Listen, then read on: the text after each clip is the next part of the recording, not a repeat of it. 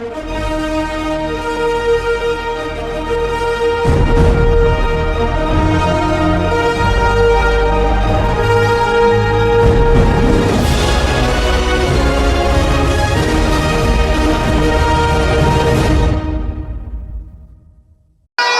I want to tell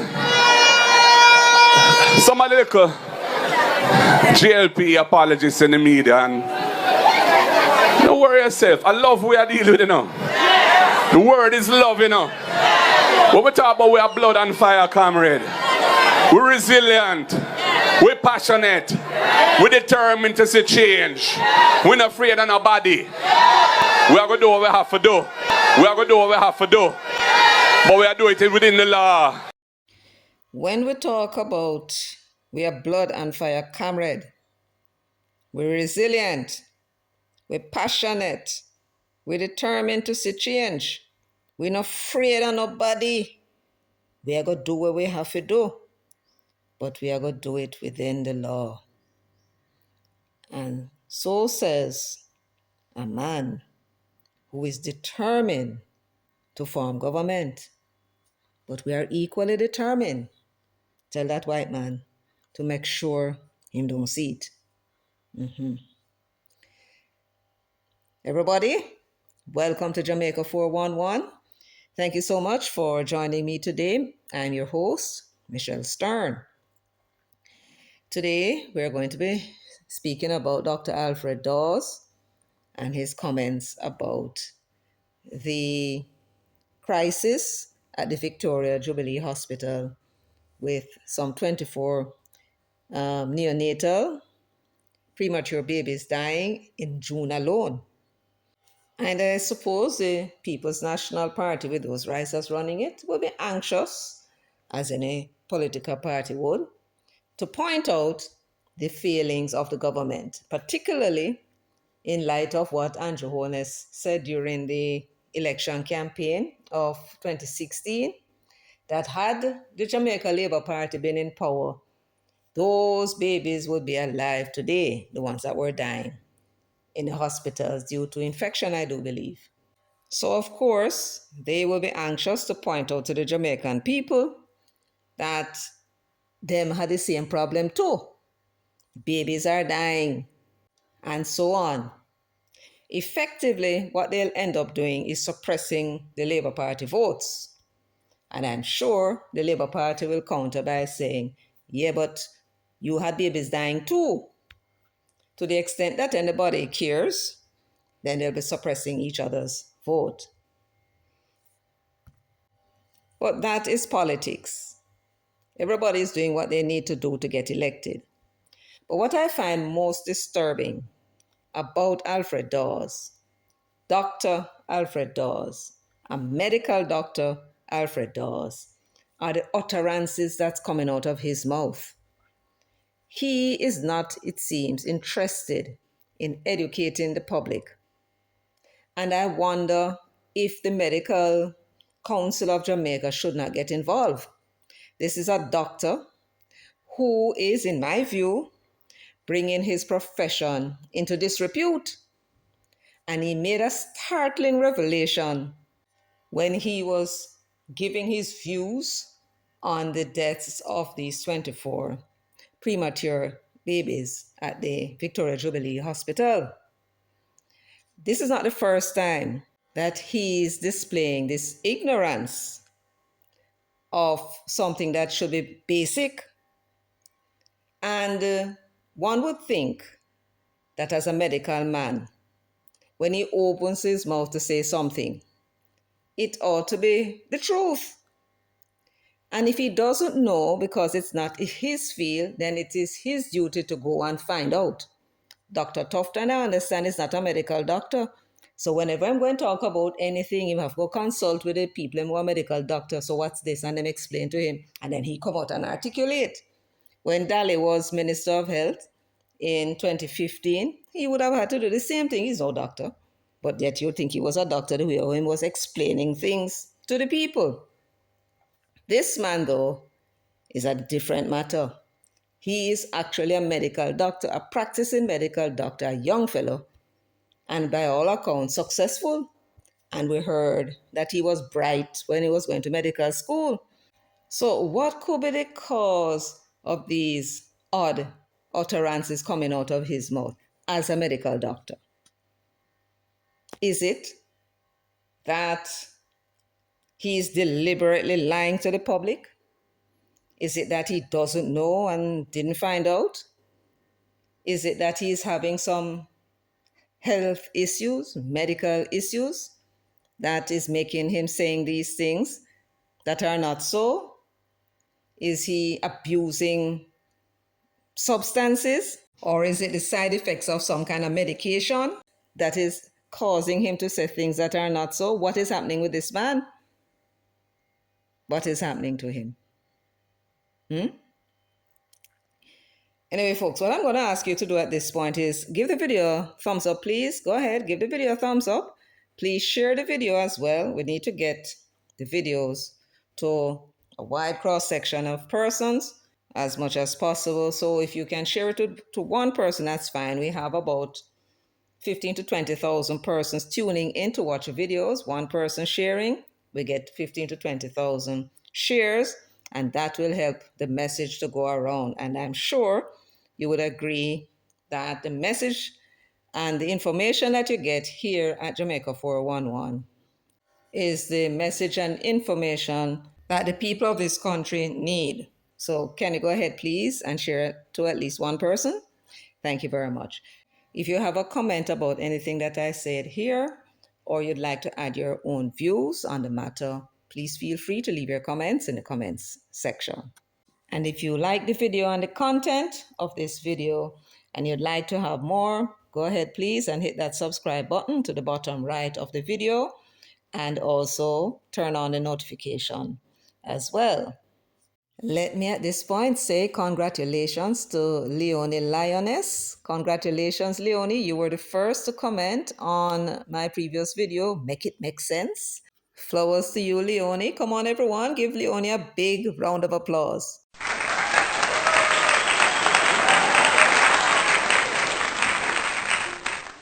Thank you, Leonie, and thank you, everyone, for participating in this segment.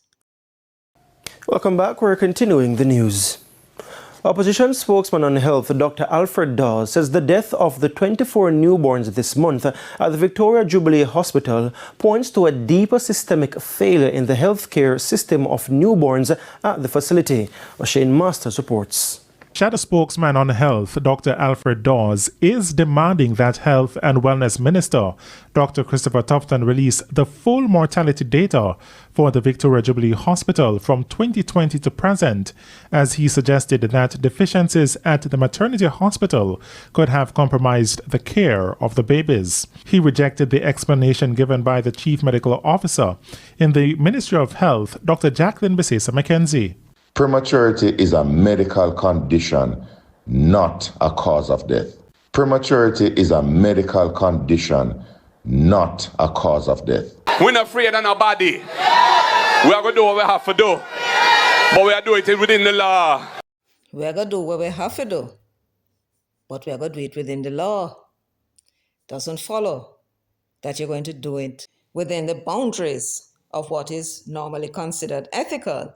And there's a difference between what is legal and what is ethical. Here is a man who is a medical doctor. A young man, been a doctor for quite some time. Albeit it's not in his field. If I remember right, he was a medical doctor in the emergency area at Spanish Town, and then he was transferred to the Westmoreland Sublamar Hospital, if my memory serves me right. I have no information that he ever worked in the maternity ward.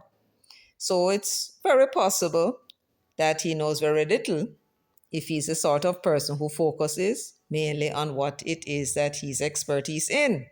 Phlebotomy, if I remember right. But if a man don't know something, I would say the responsible thing to do is to check it out.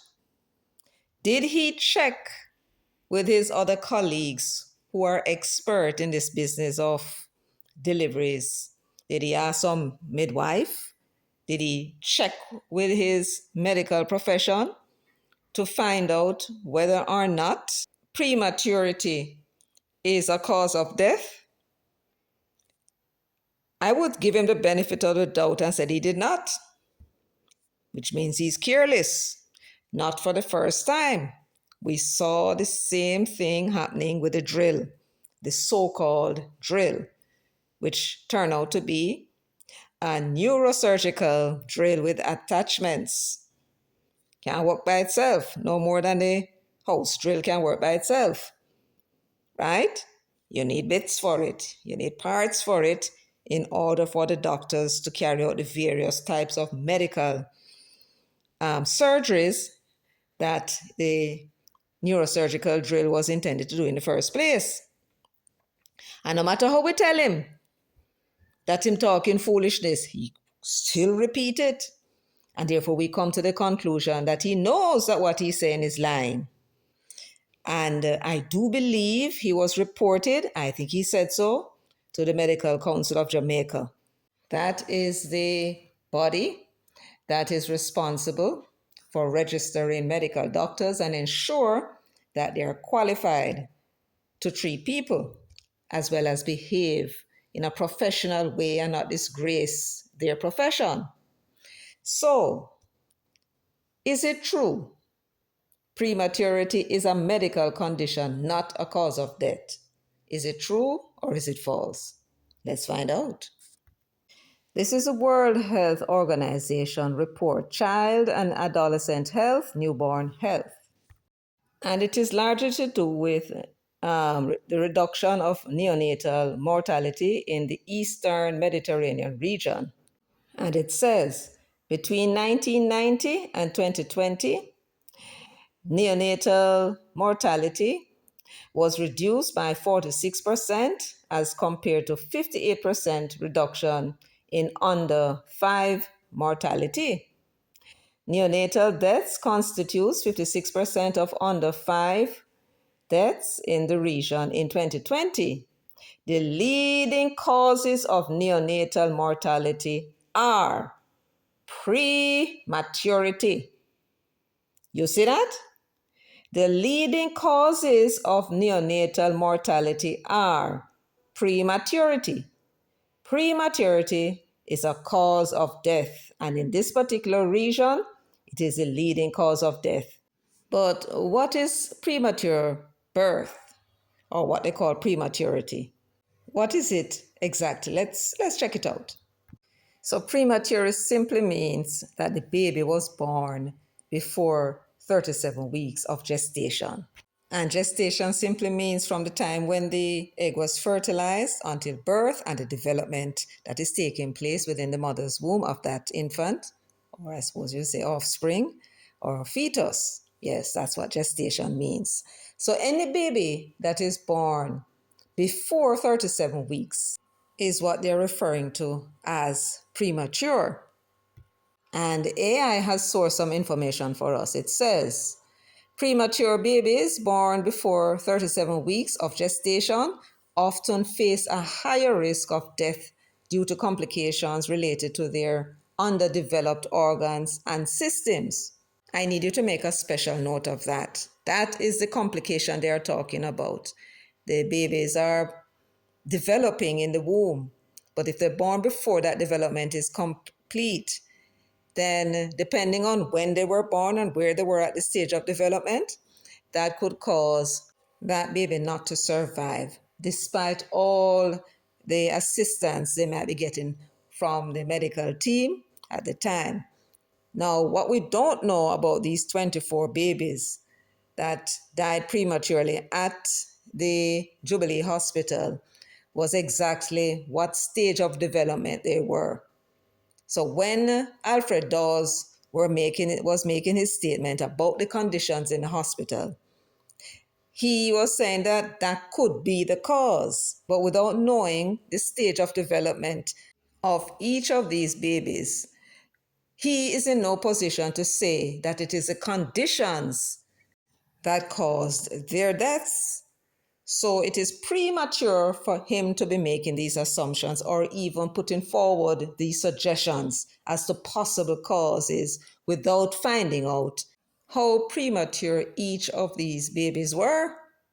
Follow what I'm saying? Yes. Now, to understand the dangers to the premature babies, let us now look at what kind of organ underdevelopments are we talking about and how would they affect the premature babies. They say here respiratory distress syndrome, neonatal infections like sepsis, and birth asphyxia are major contributing factors to mortality in premature infants. Hypothermia or low body temperature is also a significant contributory cause of death, particularly in resource limited settings, which we will hear is what Dawes is intimating. However, we don't know that that is so. Victoria Jubilee continues to suffer from overcrowding, understaffing, and outdated infrastructure. There's a chronic lack of essential resources, including cooling blankets, ventilators, and proper parenteral nutrition for neonates. These deficiencies, combined with inadequate staffing, compromise the hospital's ability to manage high-risk pregnancies and provide life-saving neonatal care.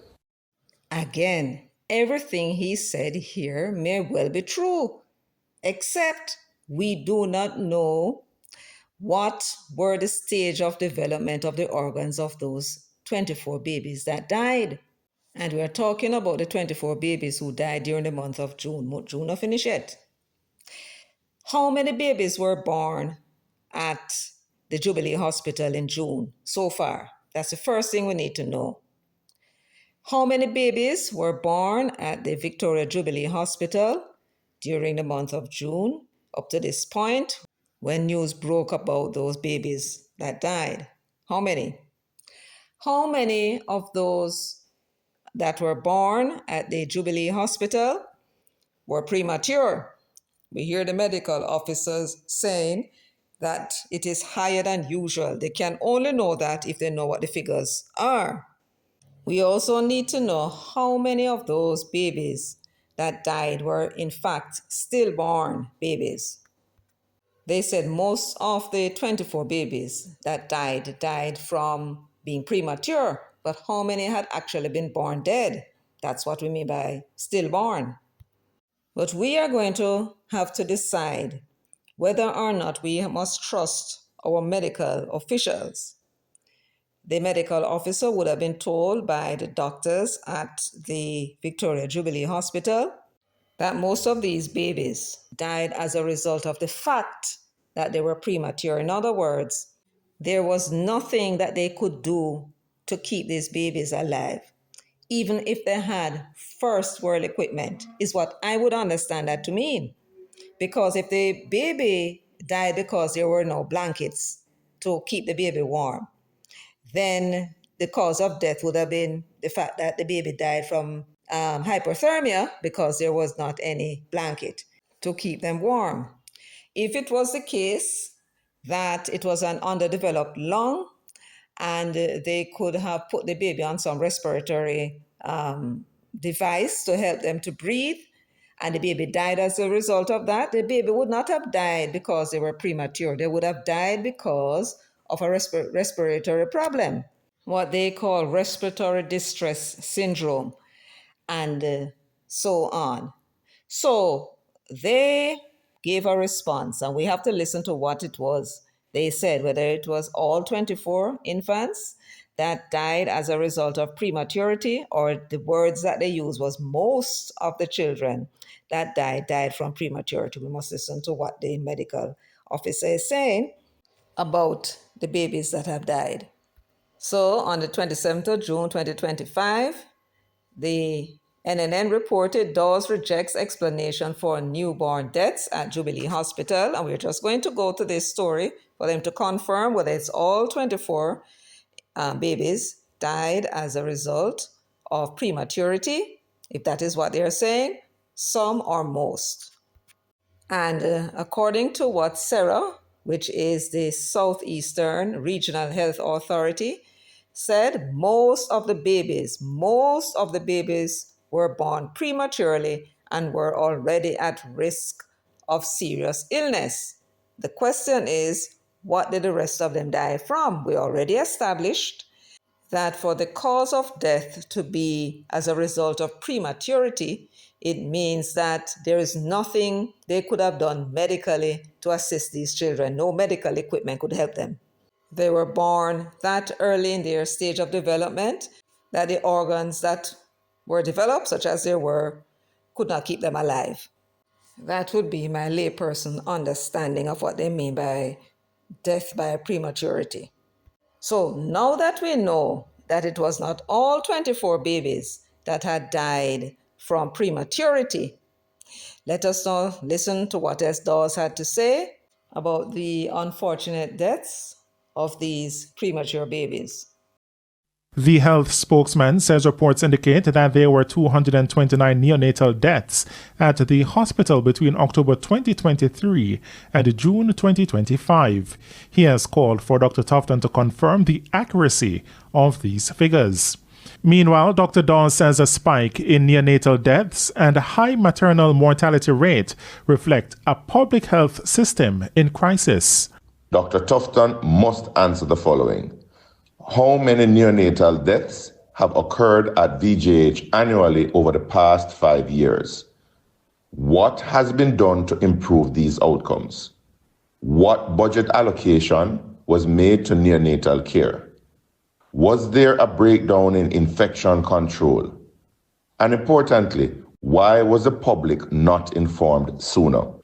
Jamaicans deserve transparency and accountability. These were not statistics. These were children. O'Shane Masters, TVJ News. We're going to turn now to the RGR online report, Saturday, June 28, 2025, from Dr. Jacqueline Bisesa Mackenzie. It's her response to what Dr. Dawes had to say. According to RGR report, Chief Medical Officer of Health, Dr. Jacqueline Bisesa Mackenzie, has asserted that hospitals across the island are fully equipped to provide adequate care for all premature babies, despite mounting concern about the recent deaths of 24 premature babies at Kingston's Victoria Jubilee Hospital. Dr. Bisesa Mackenzie, speaking Friday on Radio Jamaica's Beyond the Headlines, said the Ministry of Health and Wellness has made significant progress in increasing the availability of equipment. She also said in the interview that we could do well with more.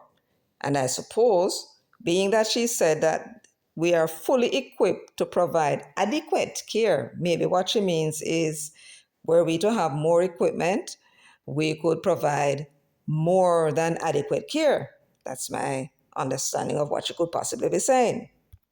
Dr. Alfred Dawes, on the other hand, has his own input. He said, opposition spokesman on health, also speaking on Beyond the Headlines, noted that staff at the Victoria Jubilee Hospital have long been complaining about a lack of resources and the need to hire more staff and retain staff.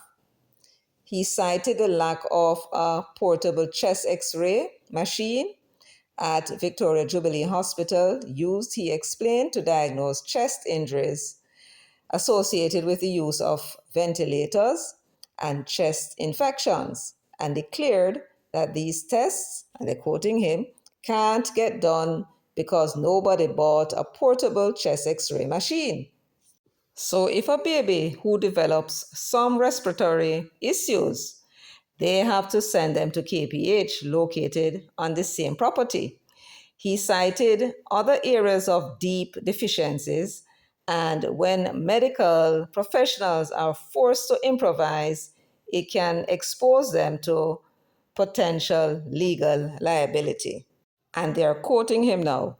When you have staff working in those environments where they have to be using a flashlight to diagnose whether there's air outside of the lungs, you are setting them up for medical legal issues, he elaborated. Now, I don't know about you, but how the hell do you use a flashlight to diagnose whether there's air outside of the lungs? inside of a child. How you do that? So I ask AI the question and it sources something for me. To diagnose ear in a premature baby using a flashlight, a technique called transillumination is employed.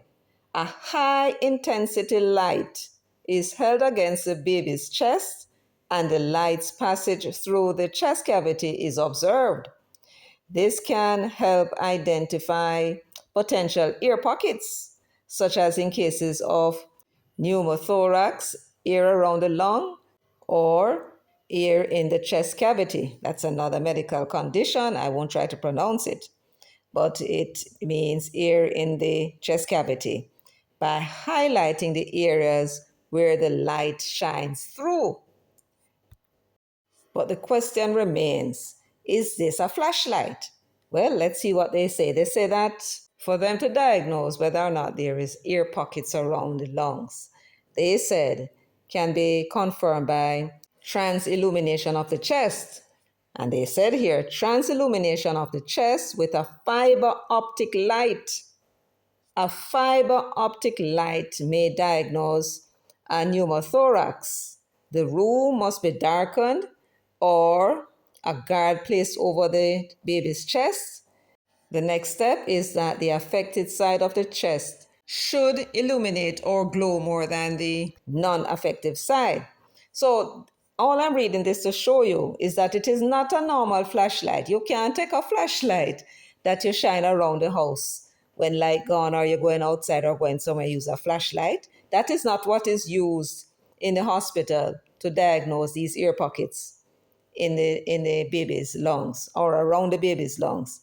It is a specialized equipment, a fiber optic light that is put on the baby's chest.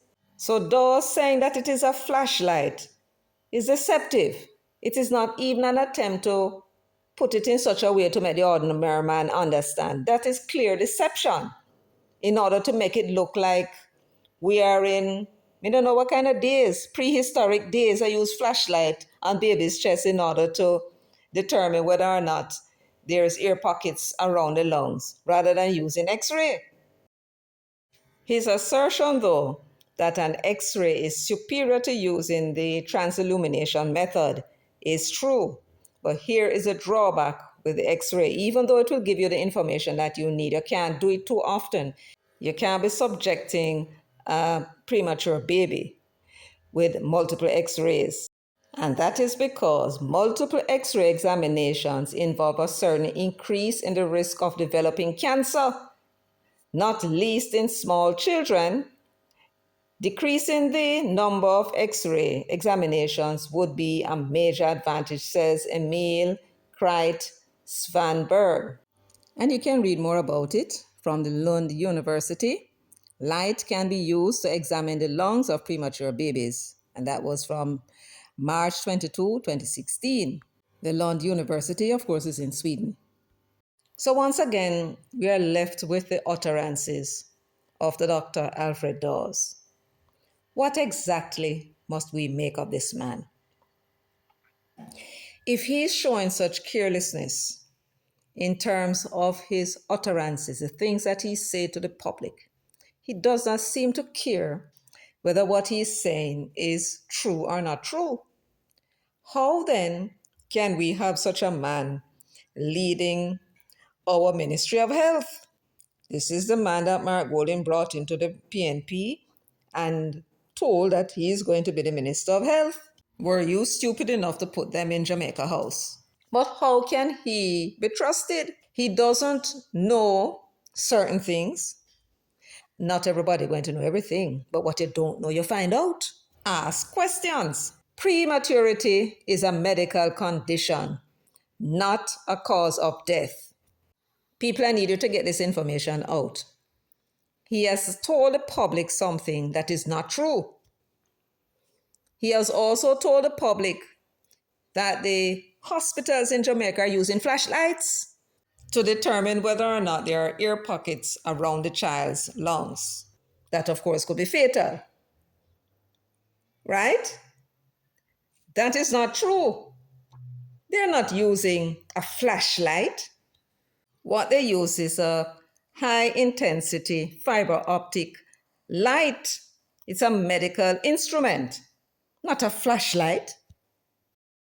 Now, when it comes to what causes babies to be born premature, it says while the exact cause isn't always clear, several factors can increase the risk, including medical conditions in the mother, lifestyle choices, and issues with the pregnancy itself.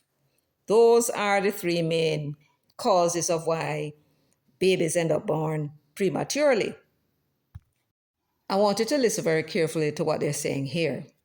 So here's a breakdown of some key causes and risk factors of why it is that we have something in the order of 12% of our births in Jamaica, they said, are premature. And these are some of the reasons. The maternal medical conditions, infections, particularly those affecting the amniotic fluid or lower genital tract, can trigger early labor. So that's one problem. Chronic conditions like diabetes, high blood pressure, and kidney disease can increase the risk of preterm birth. Okay. The next one is preeclampsia. I hope I pronounce it right. And they say it's a condition characterized by high blood pressure and signs of damage to other organ systems can lead to premature delivery.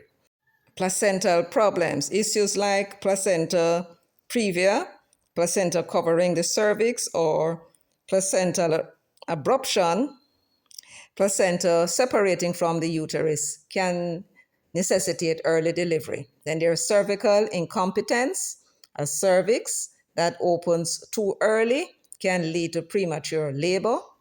And you have multiple pregnancies, carrying twins, triplets, or more increases the risk of preterm birth. These that I just described to you, these are medical conditions. And so that is why it is important for a young woman or a woman, once she's pregnant, to go see the doctor so the doctor can check to see that all is well. And that would increase the opportunity for the baby to come to term. So you have young people who may not know these things, first-time mothers, they may not know all these things, and we have to be there to guide them and ensure they go to the clinics or go to the private doctors or wherever it is that they go to get regular checkups when they are pregnant. Then you talk about lifestyle factors. Smoking reduces blood flow to the placenta, hindering nutrient delivery and increasing the risk of preterm birth. Alcohol and drug use, poor nutrition, inadequate weight gain during pregnancy, or poor dietary choices can contribute to preterm birth. And remember, they said that part of the issue with some of the premature babies that died is that they were underweight. 55% of them, according to the medical officer, Bisiesa Mackenzie, 55% of them were premature, and she said 65% of them had weight issues. They were underweight. So if you reason that out, what she's saying is that 55% of them were premature. And of that 55%, 10% of them was also underweight and premature. You follow? That's how you would come to have 65% of them being underweight, right? Those were the issues. Of course, another problem with poor nutrition could well be poverty. Well, no doubt about it. Those persons who are poor and pregnant and they have no help because everybody around them poor too, or them just for whatever reason living with somebody who is not helping them, then yes, that would also contribute to poor nutrition. Sometimes these babies give a lot of problems. Mothers don't eat or they feel like eating something and don't feel like eating other things because they make them puke. And so I guess that is a way in which a baby could become underweight. So when Dawes came out and he said all the things that he said about all the other things that he said could contribute, he provided no evidence that that is what is happening. He said that the nurses are complaining about short staff, which means them overwork. he's talking about the equipment and so on. And here is Bisesa Mackenzie saying that they're fully equipped to provide adequate cares to the premature babies all over the island. That's what she said. And they are saying that the babies died, most of them, as a result of the fact that they were premature. We don't know what stage of development any of those children were, and Dawes has provided us with no information, only speculation as to what he thinks it could be, which is him just playing politics. Now, I am sure that everyone that is involved in the care of these neonatal children are trying their best to keep them alive. I'm sure of that. Babies have that kind of effect on us. I am sure Tufton is, I am sure Fenton was, and others. But solution is what is of most importance to all of us. I am sure, my friends, you will agree. So going back and talk about what the Labour Party did and talking about what they're doing now is one thing. The question is, what are the solutions? And you will notice that Dawes himself is not providing any solution. And therefore, if you were stupid enough to take them and put them into government, the same thing will continue, possibly even worse. We don't know. Therefore, I say to you, my friends, what we want now are solutions. Our government is there, and we here at Jamaica 411 are not averse to making a few suggestions. Here's what I'm saying. When we look at the causes of prematurity, medical causes, and there are other causes to do with the lifestyle and the pregnancy itself, here's what I would suggest that government can do. So if anybody rub shoulders with Master Tufton, yes, you could pass this video on to him very kindly, and we appreciate it very much. In order to help those babies, we may need to do first and foremost a public education, not just an education of the mothers when they turn up pregnant, but put out a public education.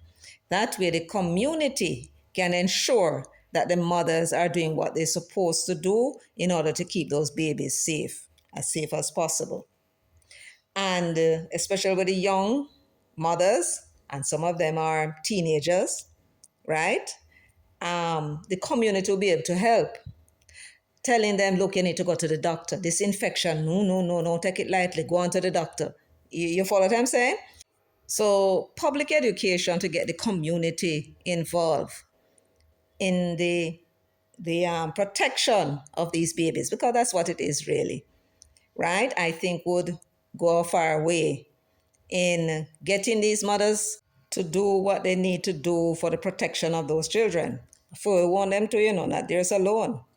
In terms of those mothers who may not be eating properly because of the pregnancy itself, we need some kind of nutritional substitute that is safe for the child. If you could recommend what that might be and get the community involved again, no worry about the fathers, get the community and the communities involved, then we could also reduce the incidence of premature deliveries or children born underweight. The hospital is saying that at this time of year, they usually have a higher incidence of premature births.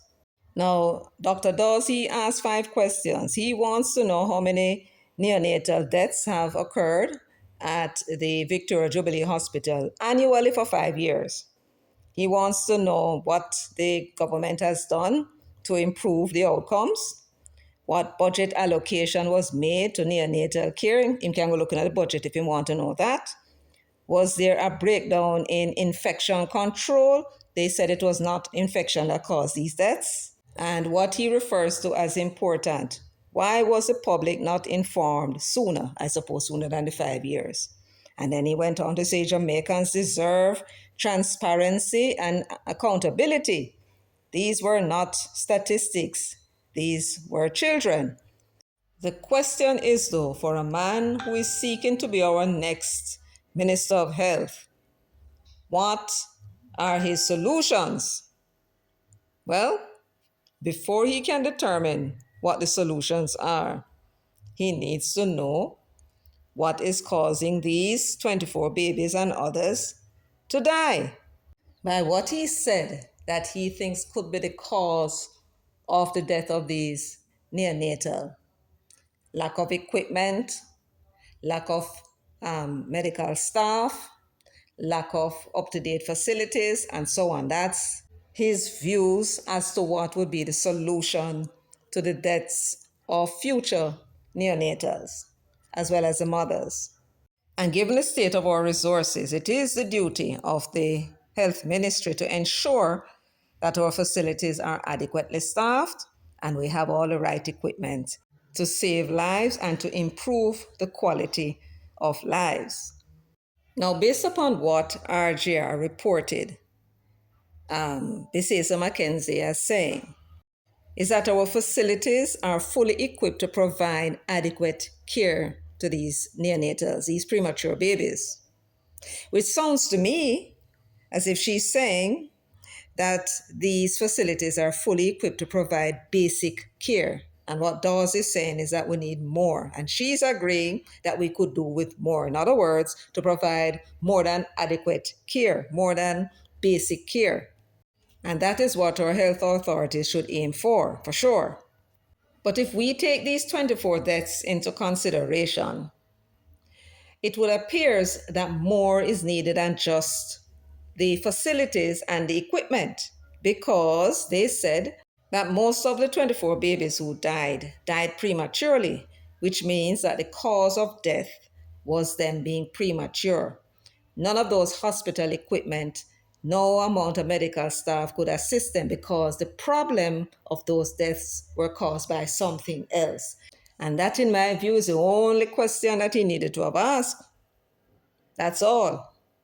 Because if you want to become Minister of Health, you need to understand the situation so that you can come with a solution before you get the job. But you're not asking the right questions. And therefore, your solution is not a solution at all. For you to look at the fact that 24 babies died, neonatals, and then come to the conclusion that because they are inadequate nursing, overcrowding, outdated equipment, and so on, that could lead to the cause. When you heard that most of them died from being premature, the question then you should be asking, so what about the others? You heard that 55% of them died from being premature. What did the other 45% died from? And from this information, you can now begin to formulate real solutions to that problem. So this young man is not showing any propensity to be able to think and reason properly.